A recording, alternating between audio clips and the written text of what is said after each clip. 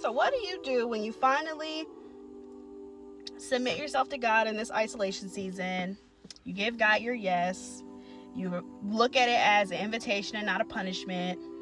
And you go full throttle into it. You lock in with God, and it's just you and him, right? And now you got this overflow. Now he's sending you back, because you're never staying in isolation season. So let's be clear on that. So you're going to be isolated for a little while, get what you need from God. He's going to fill your cup back up, because you've been running on a low battery for God knows how long. And then after you do all of that, he's going to send you back out into the world, and you're going to go in the world with this overflow cup. Now what do? So now you're going to be very selective with who you pouring this overflow into, because you're not. So now what we got to stop doing, strong friends, therapy friends, strong one in general, because this isn't just about friendship, it's about everything, like our family too, because your family can really drain you. Family, friendships, relationships, work life, all kinds of stuff, your whole life. When you go back into your life, first of all, you're not gonna separate yourself from God again. Well, not technically separating yourself from God, but you know what I mean. You're not gonna put God in a separate little box over here, like, oh yeah, I'll deal with God when I feel like it. Now God's coming back in it with you, because you just reconnected.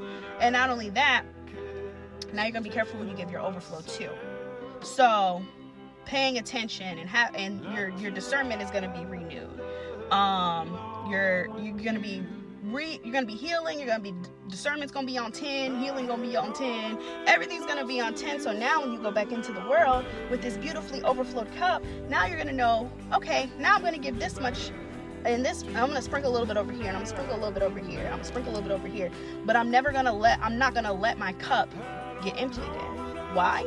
Because when you start to pour from an empty cup, or even a half full cup, you're putting yourself in a position for burnout, exhaustion, frustration and resentment in any part of your life, and you're just setting yourself up for failure. So if you're in an isolated season right now, and you're just like feeling like, dang, I feel really alone, I feel really isolated, I feel like I'm all by myself, one, this is not a punishment from God. This is an invitation for you to lock in and spend time with him, because there's going to be a season of busyness, just like there's going to be a season of stillness. When you hop into that busyness season, you're going to wish you had a second to take a break. So give yourself the break, give yourself the love, give yourself the pour from God that you need.